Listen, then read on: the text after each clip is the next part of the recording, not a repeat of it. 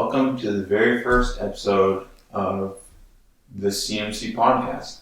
We're still in the early phase of doing a podcast, so changes can still happen. In fact, just to put it out there, if somebody feels at some point they want to do a better job with this podcast, we would gladly have that conversation. Right now, you have me. I'm Alexander Brandt. I've been in this conference for about 6.5 years, and it's been a very interesting journey. It's been good getting to know this conference, understanding the people and the intentions and the mission of the conference. So why are we doing this podcast? I think that's a great question to ask. I think the reason we're doing this podcast is because as ministerial, we understand how the conference works, and it's very, very easy for us to just assume that everyone in the churches understands how the conference works. It's easy for us ministerial to think, since we are discussing something, that all the churches know about that thing. We generally assume that people are reading the Chronicle, but from my personal experience, that isn't reaching as many people as it could. And I'm not saying we're trying to replace the Chronicle. I do think that we are trying to make some of that information more accessible. So this podcast could be a space for missionaries to give updates. Or we have the opportunity to speak to church leaders, those both in our conference and those that are related or close to our conference. We might have the opportunity to speak to professors and teachers, people that study the Word thoroughly, that study the Word on a regular basis for their jobs. These sorts of things, I believe, could make a podcast like this really valuable to the people in the conference, to you. That being said, this podcast, this video podcast, is not going to be trying to become the next big thing. We aren't trying to inundate people with the latest information about the most cutting-edge topics. We are simply trying to bring the conversations that the CMC is having to the people in the CMC. The conversations that missionaries are having amongst themselves about the struggles and the encouragements of doing missions. And one of the ways that we could really benefit the people of the CMC is just by helping them connect. We want to help people in the CMC connect with one another. We want to encourage people in Winkler and Steinbach, people in BC. We want to connect the different churches to the same kinds of conversations to help people understand what kind of conversations we're having. With that being said, today being our first ever episode, I want to sit down with some of the executive in our conference to help really bring a clear picture of what the conference does, what the executive as part of the conference does for the churches, so that we can all understand the value of conference. We get into some questions about election and nominations and how the delegate system works. Before we get too far, I just want to share one of the things that I've been learning recently. And it says this in Ruth chapter 2, and I'm just going to read 2 verses here. Ruth chapter 2, verse 11. And this is Boaz speaking to Ruth, who has come to his field. Boaz replied to her, "All that you have done for your mother-in-law after the death of your husband has been fully reported to me, and how you left your father and your mother and the land of your birth and came to a people that you did not previously know. May the Lord reward your work and your wages be full from the Lord, the God of Israel, under whose wings you have come to seek refuge. This response of Boaz is so fascinating because verse 11, in some ways, his response is trying to draw Ruth into the story of Abraham, into the covenant of Abraham, or at least draw a parallel to show how Abraham left his people, his relatives, left everything behind to seek the Lord. And Boaz is making that connection. You, Ruth, left everything. And you've served your mother-in-law, and you've done so, and you've sought the Lord. And then verse 12, Boaz blesses Ruth, and he has this beautiful blessing. May the Lord reward your work, and your wages be full from the Lord, the God of Israel, under whose wings you have come to seek refuge. Now, Boaz, we assume from the narrative, is one of few righteous men in Israel. We know from chapter 1 that Ruth takes place during the times when the judges judged.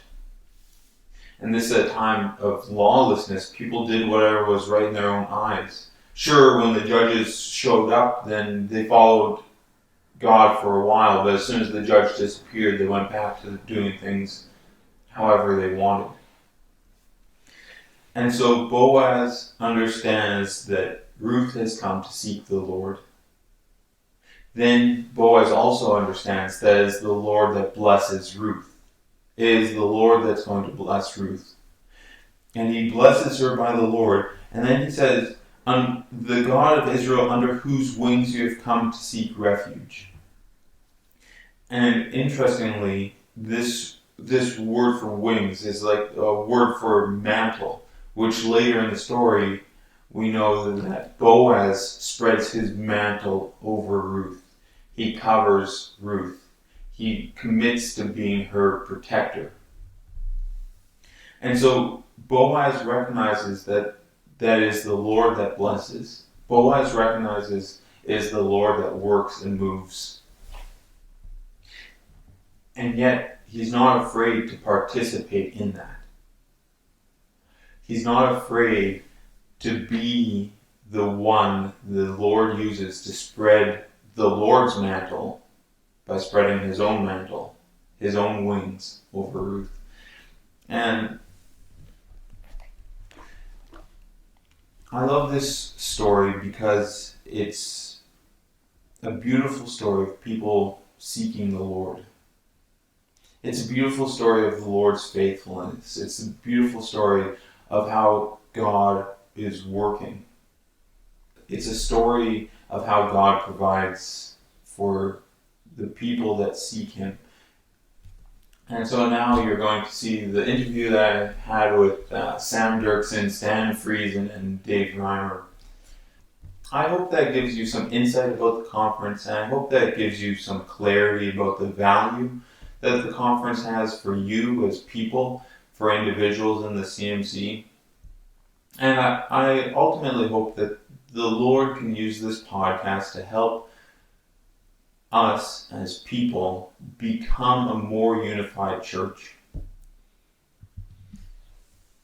Before getting to the interview, let's just take a moment to pray for our churches.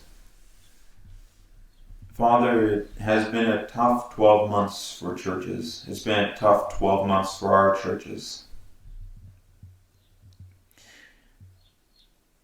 Lord, I pray for this body of believers, this CMC. I pray, Lord, that you would watch over us and that we would desire to take refuge in you, that we would have a desire to seek refuge in you. Father, you are good and you are faithful. I pray that we would be willing to participate in your good work when we have the opportunity to. Thank you, Lord, for all the work that you have done. Thank you, Lord, for your Son, Jesus Christ, coming to save us from our sins. In the name of Jesus we pray. Amen. Okay. I am personally very familiar with the work of the conference. I've been a part of the conference for a while. I've seen the benefit.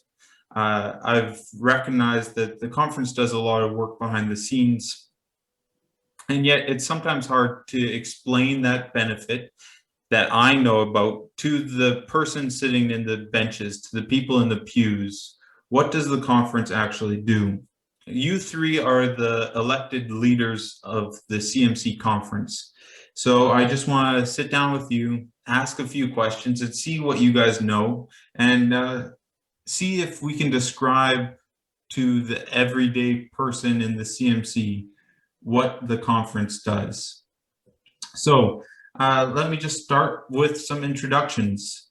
Who are you, and what do you have as a position, and how did you end up in that position? Let's just start with Sam. You're the newest to this group. Yes, my name is Sam Dirksen. I've been a pastor in the CMC for a number of years, and my position is one of the assistant bishops in the conference.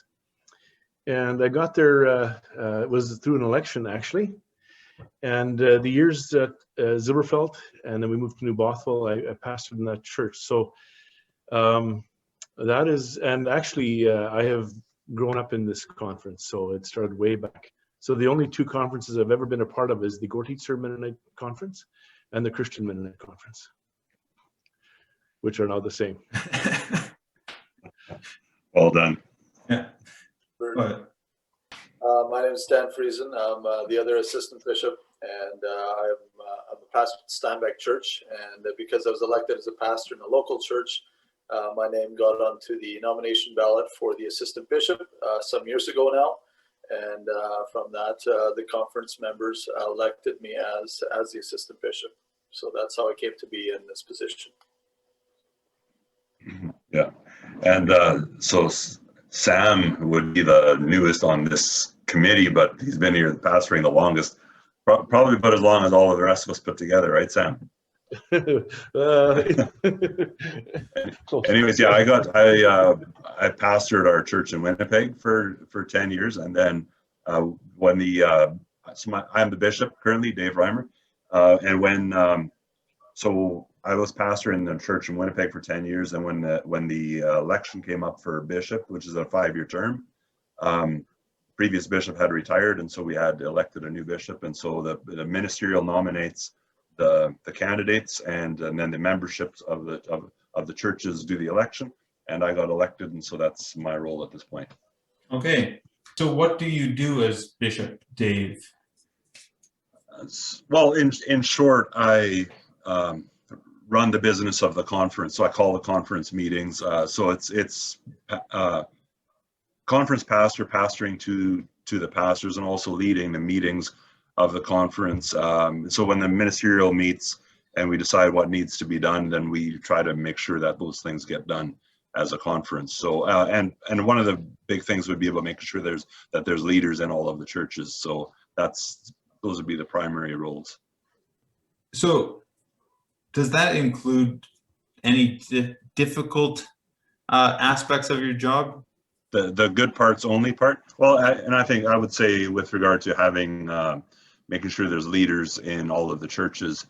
Sometimes when there's issues that come up in the local churches that involve leaders, then we end up addressing some of the challenges that come up there. So making sure the leaders are in place, making sure they're healthy, and making sure the churches are healthy. And then when leaders are done their roles, then to find new leaders for those positions. So it's when there's conflict, we end up getting involved because Stan enjoys that.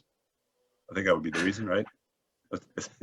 It's one of the responsibilities of the conference executive to get involved and to help churches work through those things. Yeah. Fair enough. Stan, why don't you tell us why your position exists? What do you do? Well, one of them, I try to keep the bishop and the assistant bishop in line. So that's the tough part. And then we have the conference deacon, and then that's out of my league. So I leave that up to the bishop. So Other than that, we're part of a team. Executive team is what we call ourselves, the bishop, the assistant bishops, and the conference deacon, who is Jake Weeb. And so the four of us get to talk about some of the leadership things, with Dave leading us in his conversations with regarding challenges, conflict within our conference churches, direction, visioning, those kinds of things. And so he leads us in these conversations, and the four of us will have conversation and establish some direction or some conversation we're going to further with our conference ministerial and so on. I also have the privilege of being on some of our conference committees, and so part of what I do personally in the conference is I get to be with the conference youth committee, and so I get to be on there with you, Alexander, and then we have three youth leaders from various churches in our conference, and that's been a real blessing.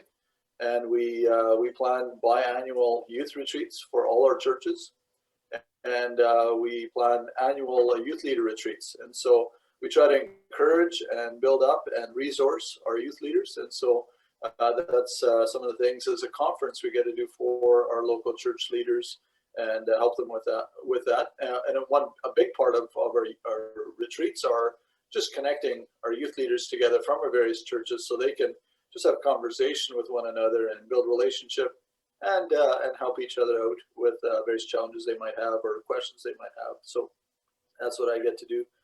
Currently, I'm facilitating Discipleship 242 is what we're calling it for our young men and women in our conference who are leading in various ministries and showing or revealing abilities and gifts to lead in our conference. And so we just want to resource them. Again, we're teaching. Currently, we're going through Revelation with Dave Reimer, and so he's walking through the book with us. And the idea is to equip them so that some tools to use as they continue in leadership. So those are some of the ways that I'm privileged to be involved in our conference. So Sam, you have a similar position as Stan, but is there anything that you do differently that makes your role unique, or do you and Stan say, these are our responsibilities, let's just cut them in half? You take Monday to Wednesday morning and I take the rest. Yeah, that's a good question. I've been carrying Stan on my back for some time now. And no, we do work together, and I think the word resource has been used here a number of times, and I think that's a key to this committee. And so by having one more person on the committee, the second assistant bishop, it's been good to be able to have that conversation. And of course, then if someone is busy one night, then another person can step in and help out, and I think that works really well.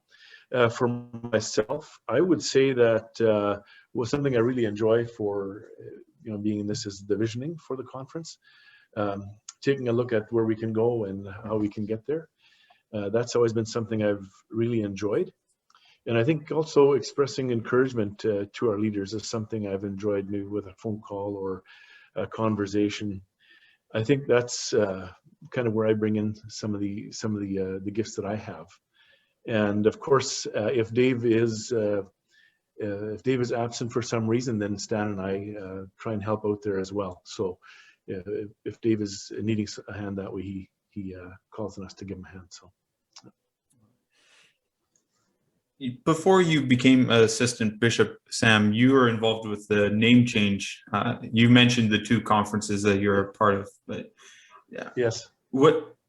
That sort of visioning, that's part of what you really enjoy doing, or is that more of the semantics that don't really change anything? Well, I kind of enjoyed it. I mean, that conversation was on the table for a very long time, and it came up a number of times over the years. And so being a part of that was very interesting, especially getting to see all the creative names that came up. I would add that there was about 85 names that we had at one point. That we started to whittle away on. It came down to 3, and then we chose 1. And we had to, of course, say that we had to first decide whether the Gordon's Mennonite Conference was an option or not, right? To go back to the name we had or not. And so after we chose not to, the names that came out were very interesting. So I did enjoy that process. Very creative people that we have in our conference, and so that was good. Yeah. So, Dave, what would you say is the primary benefit that the conference brings to people in the conference? Yeah, I think there's a number of things. First of all, there's an administration piece to this. When I think of the payroll kind of questions, the charitable donations kind of question, the registrations with the government on some of these things, the accounting, the audits that need to happen with charitable organizations. So we have Janet here in the office who looks after a lot of the paperwork that way. And I would say if that to me is the first one, that if the conference could do without leaders like us, but Janet has to be here to keep some of those things rolling.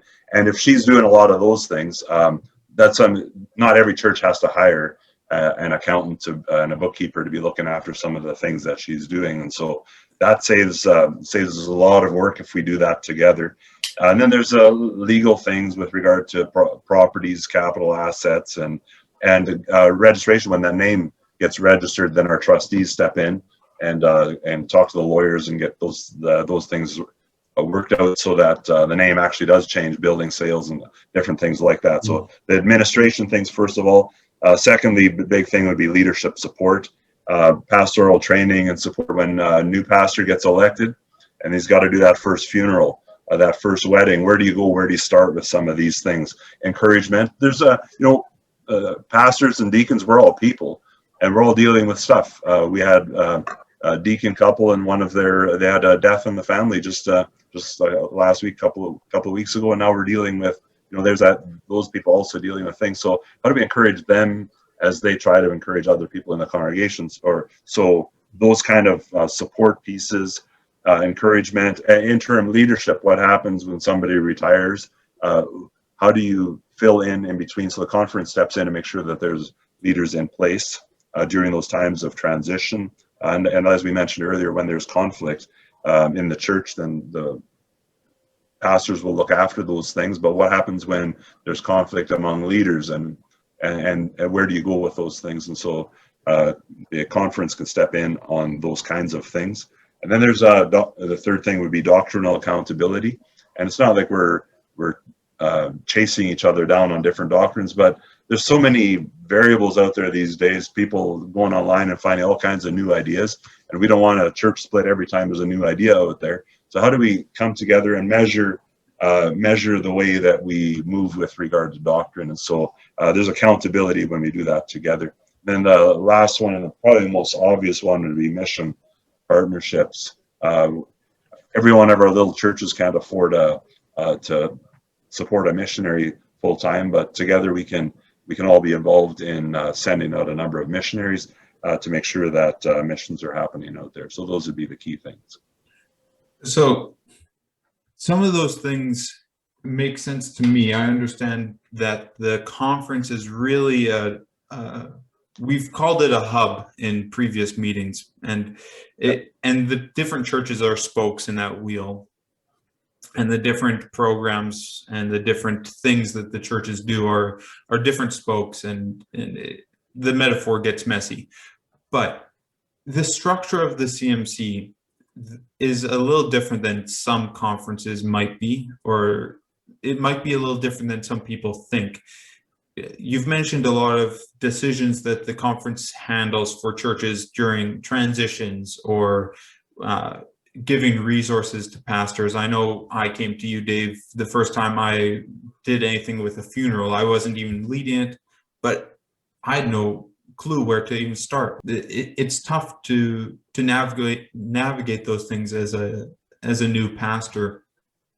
So as I understand it, the conference is essentially one big church, and the individual churches are spokes or branches off of that church. It's interesting because that's actually a brand new idea again. One church with many locations or many campuses. The way they talk about, large, an independent church starts, it grows, and then it starts planting campuses in different locations, and it's called one church, many campuses. And that is ultimately what CMC is. Yeah. Yeah. So that kind of brings us into some of the finer details. As individuals, we understand that we make choices. I put on a specific pair of socks in the morning. I choose a specific cereal to eat. I choose to shave my head or not. And we understand that as choices start to become more and more important, they start to affect more and more people. As churches, we also understand that a church makes decisions. Is there a point, is there a specific line that you can kind of put your finger on where the conference is like, no, that decision is outside of your capabilities. The conference will make that choice. Yeah, there are points, I think, where there would be decisions that would need a bigger a vote or a bigger voice, and that's conference. One of the documents that leads our conference and governs us and says how we run is the Constitution. So if you want to do something outside of the Constitution, or you want to change something within the Constitution, you've got to bring it to a bigger meeting. A delegate meeting is what we call them. And then you'd have to have churches say, yeah, we want this change as well. And so to have a majority vote there. And so there are some of those things that you need. If there's irregularities in churches, again, this borders on the conflict end of things, then there'd be something that the executive would get involved with to some extent. And depending on the seriousness or the irregularity, what's going on. And how do we navigate these things? But that also would involve the conference, particularly the new leaders. There's approval, there's examination committees that come from the conference leaders. And so there's a number of things like that that would limit the individual's church. Although they still have a voice in this, it would still limit how much they would speak to it. So the delegate meeting, is that the ultimate authority on decisions? Yeah, I think the delegate is where the decisions are made. It's an interesting system, but we do want our people to be on board with this, and that's their voice. I think the ministerial, the executive leads this, and so they have conversation. They lead in the recommendations and so on, and then the people say, yeah, we're with you on this. We agree with you. And so, but yeah, we would, it is an interesting, but we want our people, our church members, our conference members to all have a voice in this. Last time we spoke, we talked about how the conference gets invited into a situation that there can become a point where an individual church just doesn't feel comfortable making that call. Is it fair to say that the conference makes decisions when invited or necessary? Yeah, our Constitution has a clear statement that the conference will not interfere in the affairs of a local church unless invited or if there's serious irregularities. And so if there's a group of members in a church, or ultimately if the lead pastor says, hey, we're having some trouble here, can we have some help? We'd step in and help. And if there was a leadership challenge and there were members of the church that would come together and say, hey, listen, we need some help here, then on invitation, the conference executive will get involved in conversations. But ultimately, the local church has to figure out how to do ministry, how to share the gospel of Christ in its own community. And as long as they're finding ways of doing that, it's on them. It's not up to the conference unless the conference gets invited in. And so when there's leadership questions, when there's new leaders being sought, new leaders being ordained, or people retiring and transitions happening, that's typically where the conference will be involved. So then when the conference does get involved, the bishop and assistant bishops come into a situation and they try to mediate between two groups. So I understand that aspect, and a lot of people in the conference will understand that the bishop or assistant bishops, they come in to mediate and to resolve situations. But if a decision has to be made, how does the conference make a decision for people, for the church, or for an individual church? But I think it depends on what the question is or what the decision is to be made. That's why we do have that constitution ahead of time, so that we can take a look through that, and that should help us walk through it. And I mean, there are some things that the membership decisions the membership will make and so on, but there is direction given in that document that we try and work together. And so how do we make that decision? Let's say if you want to, the Constitution, if you want to buy or sell a church, or there's different things like that, they would, there's a process there. And if we're talking doctrine, I think, probably push to the end. At some point we would say, hey, hang on, this is what we believe. And if there's a congregation that would say, well, we can't believe that, then we have a different conversation to have. There does come a point sometimes where where two groups of people don't see things eye to eye. And so how would we do that then? And so that's another set of questions, right? And yet we would prayerfully look at it, and we would take one step at a time. Sometimes this is actually, as we make those steps, we learn as we go as well. I mean, to be honest about that, that's sometimes what we do as we go along there. So we do try and do it with being prayerful, having conversations, looking at the guidelines that we already have in place. Sometimes in that process, we learn as to what guidelines we should be adding or taking away. That would help us come to those conclusions. But anytime you have people involved in these things, it's very seldom just a simple slice, right? It's seldom a clear-cut answer. And so that's why we continue with the conversations. Does that make sense? Follow the question there? Okay. Yeah. That's good. I think I would highlight also the Constitution. There's a lot of the questions that we address are not the first time they're being addressed, right? So we've decided a long time ago that there's probably good standard ways of doing this, that when there's a new leader put in place, we don't have to reinvent the whole system of how do we find a leader. We've done this before, and we've written it down. This is the way we've done it. So it's in the Constitution. Also aware that we grow up and think differently. We've got a lot of our churches have full-time pastors now, which wasn't the case 50 years ago. And so there's been some adjustments in the way we do some things and the way you find a full-time pastor. So the last statement in the Constitution is, change me. And so the Constitution gets changed once in a while. So here's the default. As long as you're working within the Constitution, then go ahead and do it. If we're outside the Constitution, then we need to have a conversation as a conference to say, is there a better way to do this? And then write it in so that we don't have to argue about it next year, right? And the Constitution and the bylaws get changed by the delegates. So the ministerials will have conversation about these things, and presentation will be made to the delegates, but it's only the delegates that will get to decide whether the statement of faith will get changed. Okay. Something I'd like to add to that as well. One of the things that we have here is when Dave was talking about, the conference and what's the primary benefit. One of the things that I find in these conversations are the intangibles, and that is getting together with a number of other pastors in our conference and having conversations, those kind of unofficial conversations where we can wrestle with each other and say, hey, what makes the most sense?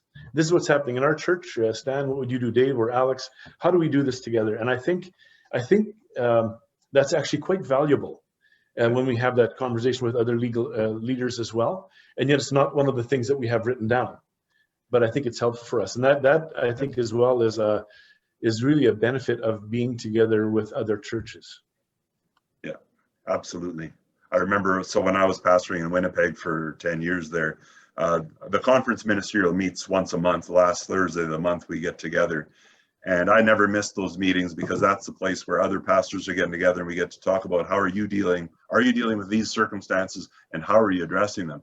These days, the COVID thing is very real. So we're working with restrictions. You can get 10% a capacity in your building. How are you doing ministry to your people? And so as we hear what they're doing in other churches, it gives us ideas for how to help our people in our circumstances. That's good. I remember joining the conference and definitely feeling that sense of the ministerial meetings were church, because I was trying to learn how to lead a church. and I connected more with the people that were helping me do that than the people I was leading Sunday mornings. I really appreciate that each meeting started with prayer, and everyone could voice a prayer concern or a prayer request or praise item. And so then we work together, but we do that all with prayer first. And that was always the best part of the meeting, to know that we're in this together, and we don't have to struggle through our issues and our problems by ourselves. That's right. Yeah. So going back to some of the choices that are made, I know that there are delegate meetings, and we've talked about that now a few times, but there's also ministerial conventions, annual ministerial meetings, where we try to invite all the churches from BC, the 2 churches from BC, and we try to get all the ministerial together, and usually some decisions are made there as well. Are there types of decisions, and I'm sure the Constitution lays this out, but are there types of decisions that are delegate decisions and types that are ministerial decisions? I think there are different decisions. Usually these decisions come through the ministerial first. Often if there's a constitution change proposal offered by one of the churches, it'll come through the ministerial first, and then the ministerial of those local churches will bring it to their members, they'll discuss it, and then they'll bring it back to a delegate meeting. So, and that's often at a ministerial convention where some of this happens. Budgets get approved at the ministerial convention as well as the delegate meeting. So there's an informal, and then there's more of a formal seeming vote where the ministerial gets to speak to this thing first and see it, and then we pass it on to the members and say, yeah, we've thought through this thing, and we think it's a good budget. Here, what do you guys think? And so the ministerial conventions do this. We bring these constitutional changes, budgets, etc. There, and we see this. Often we have some theological conversation, women in leadership, or something like that we get to talk about and sort through. If a pastor is wrestling with something in their church, often another pastor is too. And so how do we connect that conversation so they can talk together, right? So, and often those happen at ministerial conventions as well. And then at delegate meetings, we have, I think there's a fellowship time of just getting people together. We do meals together and so on. And then we make elections and we approve these things as well. So there are a lot of similarities, but there are differences as well. And so, yeah, there's a lot happening with ministerial convention and the delegate meetings in this area. Sam, we talked about the name change a little bit. I think that's a decent example that it illustrates those two things that Stan was talking about. Can you walk us through how that went through the whole process? Yeah, we had a committee that met together here to work through this. And of course, all of the churches were able to put in names that they wanted to have for the name change. And now this, of course, happened after we had already decided to do this. This was our second or third time that we had talked about a name change. And so it was over a period of, I don't know, I'm guessing 15 years or something like that, or 20 years. I'm not sure, Dave and Stan, maybe you know. But anyways, over a number of years. And so then we had, the decision was made by our delegates that we were going to look at a name change. And so then we worked on it here at this committee, putting all of those names together that they suggested.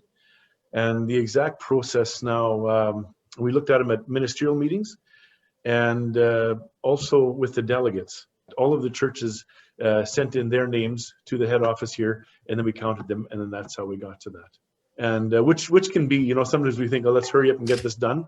But I think it's better to include everybody in the process as we go along. And you hear interesting things as we're going along.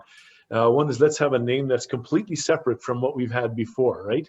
Because it's hard to explain, being the Gortitzer Mennonite Conference. And in other words, say, let's make sure that we keep the CMC, those three letters, let's keep that together so that we can, it's not too big a change. And at the end of the day, it came back as CMC. But all of the churches had the opportunity to vote. They gave those votes in on a Sunday morning or whenever they had their vote over a 2-week period. And then the leaders of those churches sent them into head of office, and then we counted them. I kind of remember that process a little bit, but essentially the delegates sent the ministerial on the task of getting a name change, and they agreed to, let's change the name, and then it went to the ministerial, and the ministerial decided to appoint Sam and some other people to a group, and this group will be a committee to change the name. And then you sent back to the people, let's hear your names. And so it kind of went back and forth. It started with the delegates, then it goes to the ministerial, and then it goes to the people, and then back to some ministerial, then back to the group of ministerial to look at, these are the 10 names. We'll send these to the churches. They had 2 weeks, and that whittled it down to 3 names. And then those votes were passed through the church's ministerial back to the group, and then the group presented the 3 names, which were brought back to the churches for the delegates to then vote on. And I remember voting at the delegate meeting on the name that I didn't want to choose, which wasn't the name I voted for, but I voted for it because I was sent as a delegate from the church. So the delegates represent the individual churches. Right. And I think that it was good because we also asked, why do we want to change the name? We talked about purpose and all of those things, and to do that together was very good, I think. I remember having a conversation with another conference leader asking, "Oh, you're in the big one, like changing the name, like that's a lot of conflict." And for us, it wasn't. There was kind of an agreement at one delegate meeting that we need to change the name. Yeah. Okay, then we decided to elect a committee to present names, and we'll choose one of them. And we did that, and it was a positive, encouraging partnership. And together, we just agreed this needed to be done, and we did it. And it was, I know that some other conference leaders were surprised actually that it had gone smoothly. But there was a real unity about the need to change it and the agreement to change it and then move forward. So that was good. Yeah. When you start off with 85 names, there's plenty of opportunity to disagree, right? And even coming down to 10 or whatever it was, and all of that. Yeah. And even the end result could have, you could have had a lot of, why did we do that? But I agree with Dave. I thought it was a very positive experience. Yeah. But this brings up a bit of a question, and we'll end with this. Why do the delegates exist if the ministerial are already the elected voice of the individual churches? Wouldn't we be able to just say, we trust the ministerial, let's have ministerial meetings, they'll bring the voice of the people, their people, to the conference, and eliminate one of those 2 conventions or meetings? One of I think the things that we want to be united. Scripture talks a lot about being united, and I think as a ministry we want to be that, but we also want to be that as churches. And so we want to hear, as a local church leader, I want our church family to be on the same page, and I want them to be in agreement and be on board, say, yes, let's do this. And so I think that the delegate meeting allows us to have that voice, and affirms that, even though the ministerial is leading and giving direction and recommendations and so on, we want our people to be together on this. And I think having that delegate meeting allows for that voice to be heard. It seems like a little bit of a formality at times, but that voice is important to us, I think, as leaders. And we want to hear that our church people are saying, yeah, we're with you guys on this journey, right? If we vision and we move towards the future and we say, hey, we would like to do this and this and this, but nobody's walking with us and saying, I don't know about that, we kind of find ourselves not leading anybody, and really we're out of a job at that point. So this delegate meeting allows us to come together and say, yeah, we're moving together in this direction. And so that's why it's important to us. Yeah, if I can add to that, Yeah. I agree 100%. I think when people are invested, when they know that they can come to a meeting and say something and that's actually going to carry some weight, if you will, or be taken seriously, I think that's a great piece of it. If we all have our hands involved, and in the heavy lifting, I think that's excellent. I remember years ago going to a Blue Bomber game, and the Bombers were losing by quite a bit of points there, and people started to leave. It was the fourth quarter, and all of a sudden the Bombers started to have a comeback. They had to have like 2 touchdowns and a field goal or something. Well, it didn't take very long, and the people that had left couldn't get back in, so they were pressed against the fence, watching, because the Bombers actually came back and won in overtime. And you know what? When we're invested and involved, then we stay in and we work together, and we watch the team right till the end, rather than just looking from a distance. And so I think for them to be involved and invested, I think it's great, because then they go home and they take these conversations home with them, and it's not just what we do Sunday morning or Monday evening, but it's a part of our lives. There's also a piece of accountability, and every organization has a board of directors. You got a CEO on top that's calling the shots, but ultimately the answers to someone, and so the delegates have a final word. Sometimes leaders can get some interesting ideas, and you have to you're not actually leading if people aren't following, and so that's a place to measure and hold some accountability, and that's an annual meeting. So Yeah, I think accountability, that's the key to keeping us honest and keeping us checked to some measure. And I think that conference can be painful at times, but ultimately it keeps us going in the same direction. And we live in that tension. One church might be saying one thing and another be saying a different thing. And if we can respect each other and recognize that the value of each other is not in our ideals, but in the intrinsic value that God gives us, then that's okay to have disagreements. It's okay to have conversations. And I hope that this podcast can kind of do some of that and can be a cog in this wheel, or a spoke. I should stop mixing metaphors, but I think that this can be part of that conversation. It can be part of the work of the conference to connect people, to make it easier to join together, collaborate, and talk. Well, thank you so much, guys, for being here.